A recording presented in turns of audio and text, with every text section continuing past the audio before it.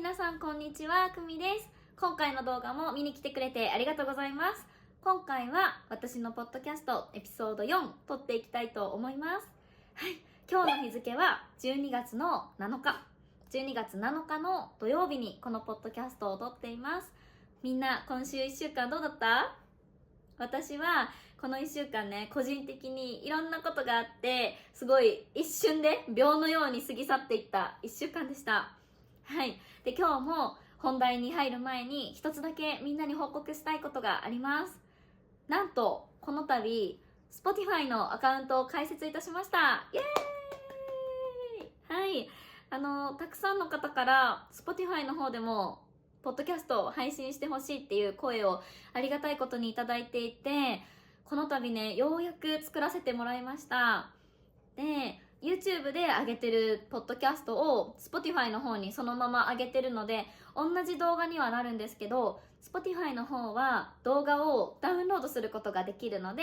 外でもね、データを使わずに繰り返し聞くことができるのと、あとはバックグラウンド再生もできるので、何か他のアプリを使いながらでも私のポッドキャストを聞き流すことができてめっちゃいいのと、あとはビデオとオーディオを切り替えることができるんですよ。なので YouTube みたいにビデオポッドキャストとして楽しみたい人はビデオポッドキャストのまま楽しめるし、オーディオだけで聞きたい人、音声だけの方がいい人は音声に切り替えてもらうと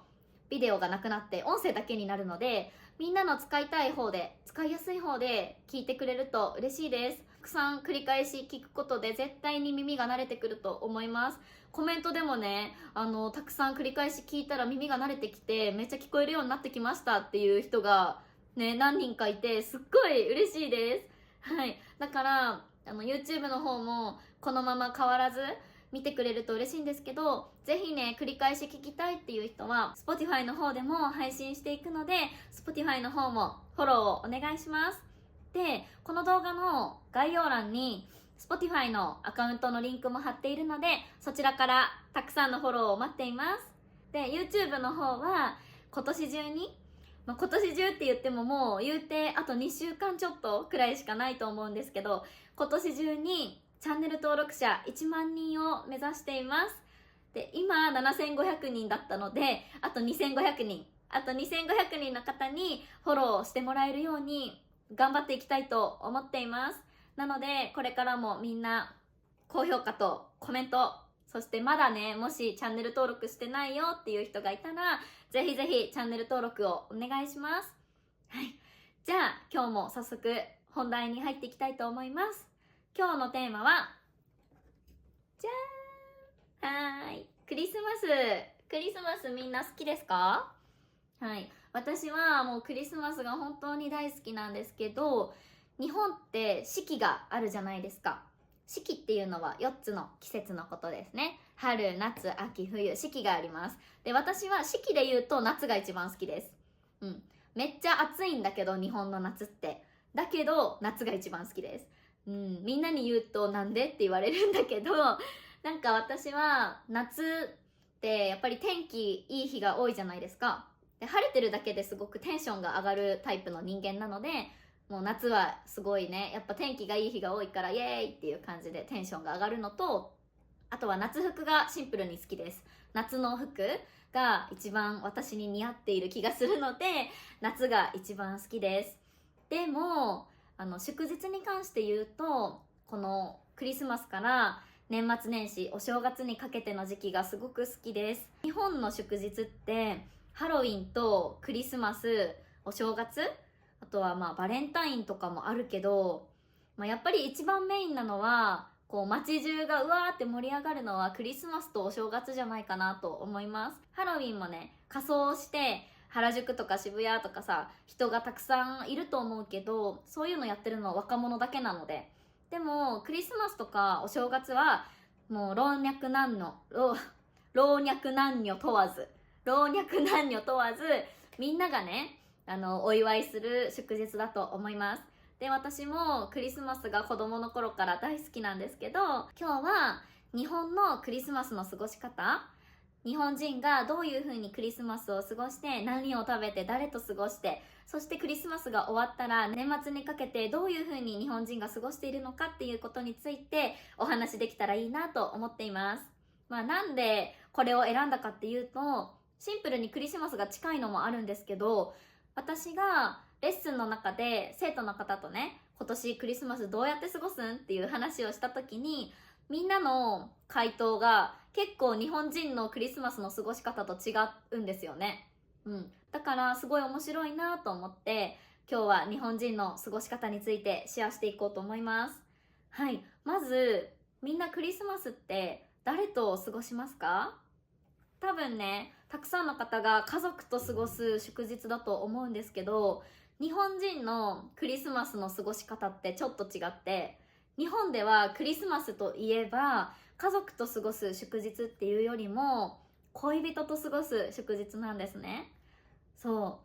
うで、私も高校生の時までは家族と一緒にクリスマスディナーをお家で食べていたんですけど、大学生以降はその当時付き合っていた彼氏とか、もし彼氏がいなかったら友達と一緒に過ごしていました。でね、日本ってクリスマスを恋人と過ごすっていうイメージが強いからこそ生まれた言葉があって、クリぼっちっていう言葉があるんですね。で、言葉の意味はクリスマス一人ぼっちのぼっちと合体してクリぼっちっていう言葉なんですけど、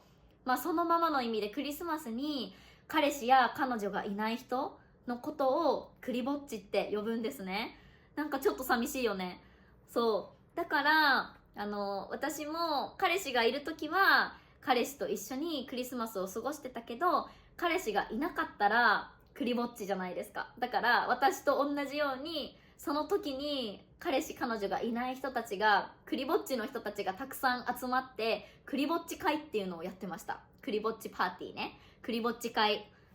みんなでたくさん集まって一緒にクリスマスのディナーを食べたりとかクリスマスプレゼントを大人数でね、交換したりしてました。私は大学生の時ダンス部だったので、ダンス部のメンバーと一緒にね、クリぼっちの人たちが集まってクリぼっち会をしていたことを今でも覚えてます。クリぼっちはクリぼっちでめちゃめちゃ楽しかったそれは覚えてます。でも絶対に恋人がいたら、その時彼氏とか彼女とか付き合っている人がいるんだったら、日本では必ずもう彼氏彼女と過ごす日っていうイメージですね。逆に彼氏彼女がいるのに恋人と過ごさずに友達とか家族とかとクリスマスを過ごしてたら、それ彼氏と関係大丈夫そうって思っちゃうぐらい、日本ではね、もうクリスマスといえば恋人と過ごすっていうイメージが強いです。だからまずここが結構みんなの国のクリスマスの過ごし方とすごい大きい違いなんじゃないかなと思います。どうでしょうか？はい。で、何をするかなんですけど、さっきもちらっと言ったけど、プレゼント交換をするのがよくあるんじゃないかなと思います。家族とクリスマスを過ごす場合は、あんまり家族にプレゼント交換をするっていうことは、あんまりないんですけど、友達とか恋人とクリスマスを過ごすよっていう時はプレゼント交換をする人が多いと思います。で、どんなプレゼントをあげるかなんですけど、女の子が男性にあげるプレゼントとして多いのは、やっぱり日本のクリスマスは寒いのでマフラーとかね、手袋とかそういう防寒グッズをあげたりとか、男性にあげるプレゼントだったら、あとは電子機器、このイヤホンとかそういうのをあげる人も多いんじゃないかなと思います。で、男性が女性にあげるプレゼントとしては、マフラーと手袋はやっぱり定番です。マフラーと手袋と、あとはアクセサリーとかコスメとかね、そういうのをよくあげるんじゃないかなと思います。誕生日プレゼントが多分日本の中では一番気合が入ったプレゼントを渡す日なので、わかんないけど恋人同士だったら多分誕生日プレゼントに一番気合を入れてるので、クリスマスプレゼントは、誕生日プレゼントがここだったらクリスマスプレゼントはこれぐらいの気持ちで多分みんなあげてると思います。だから、そんなに気合が入ったプレゼントじゃないといけないかっていうとそうじゃないんだけど、ちゃんとしたものをなんか消費できるもの、例えば食べ物とかそういう消費できるものじゃなくって、ちゃんとしたもの、なくならないものをあげる人が多いんじゃないかなと思います。はい。で、じゃあ何を食べるかなんですけど、クリスマスみんな何を食べますか？日本ではやっぱりよく多いのはフライドチキンとピザが多いんじゃないかなと思います。で、私の学生さんたちも私にね、もう絶対に言うんですけど、日本人って KFC 食べるんでしょってみんながね、私に聞くんだけど、確かに KFC は人気だと思います。フライドチキンといえば、クリスマスのフライドチキンといえば KFC、ケンタッキーっていうイメージが確かにあるんだけど、日本では結構スーパーとかみんなの好きなさ、ファミチキ、ファミリーマートのファミチキとか、あとはなんかモスバーガーとかもモスチキンとか出してるし、いろんなところで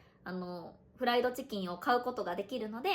みんながそういう外でね、どこかでフライドチキンを買ってお家でフライドチキンを食べるっていう人が多いんじゃないかなと思います。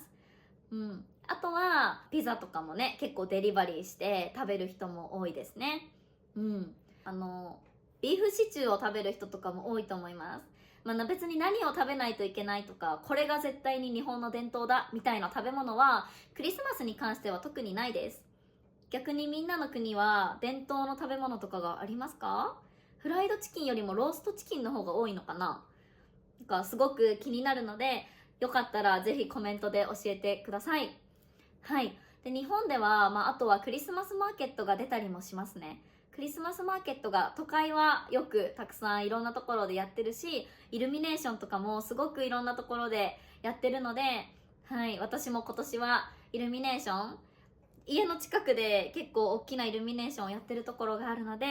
行きたいなと思っています。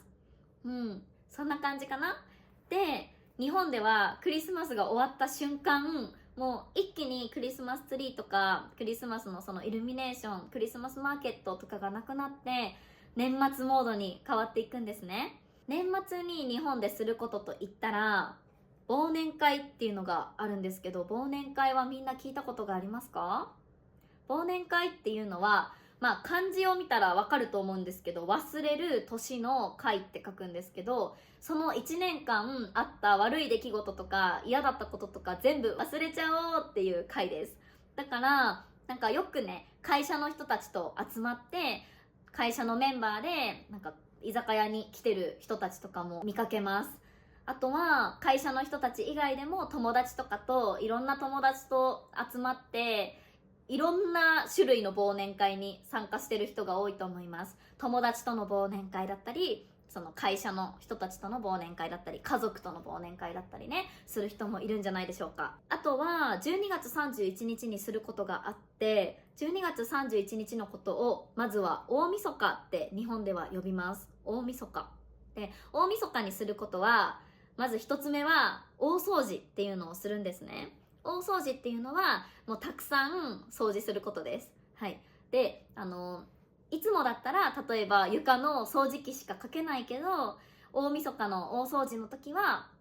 例えば窓をきれいに拭いたりとか、なんかキッチンのシンクの汚れをすごいきれいに拭いたりとか、そういう感じでいつもはやらないようなところまでたくさんね、きれいにお掃除することを大掃除っていう風に呼びます。なので私も小さい頃とかは12月31日は家族全員で家の中をなんか分担して、私はお風呂場、お姉ちゃんは1階、弟は窓とか、そういう感じでね、例えばですけど、そんな感じでみんなで分担をして大掃除をしていた覚えがあります。そしてその後に伝統的な食べ物を食べるんですけど、これは何か知ってますか？はい、日本では年越しそばっていうのを食べます。年越しそばで、年越しそばっていうのは普通にお蕎麦を食べるんですけど、なんで年越しにお蕎麦を食べるかなんですけど、蕎麦ってうどんとかラーメンとかの麺に比べて切れやすいので、1年間にあった悪い出来事とか悪い縁を断ち切るっていう意味で蕎麦を食べるらしいです。だから年越しそばっていうのはその大晦日、年が明けるまでにお蕎麦を食べて、今年あった悪い出来事を全部もう今年に置いてって、来年に持ち越さないようにするために食べるためのものです。で、あとは蕎麦が細長い形じゃないですか、麺なので。それも健康とか長生きの意味があってお蕎麦を食べるみたいです。私もいまいち年越しそばの意味を分かってなかったんだけどはい、実は分かってなかったんだけど、もう日本人としてその年越しに12月31日の大晦日にお蕎麦を食べる、で年越しそばと呼ぶっていうのはなんかもう当たり前だったので、特に意味を深く考えずに食べていたんですけど、そういう意味があるらしいです。はい、そんな感じかな。日本ではもう24、25クリスマスを恋人とか友達と過ごして、それが終わったらもう一気に年末モードになって忘年会をしたり大掃除をしたり年越しそばを食べて新年を迎える準備をしていくんですね。で、新年を迎える時の行事もたくさん伝統的なものがあるので、これはまた別の動画でお話できたらいいなと思っています。今日はクリスマスから年末にかけての日本人の生活についてお話ししてみたんですけど、どうでしたか？みんなの国のクリスマスの過ごし方と年末にかけての過ごし方は全然違いますか？私はすごくみんなの国の生活の様子とかも気になるので、ぜひぜひ今年のクリスマスのご予定とか、どういう風にね、年末年始過ごすよっていうのをコメントで教えてくれると嬉しいです。はい。じゃあ今回も最後まで動画を見てくれた人ありがとうございました。ぜひまた来週の動画でお会いしましょう。バイバイ。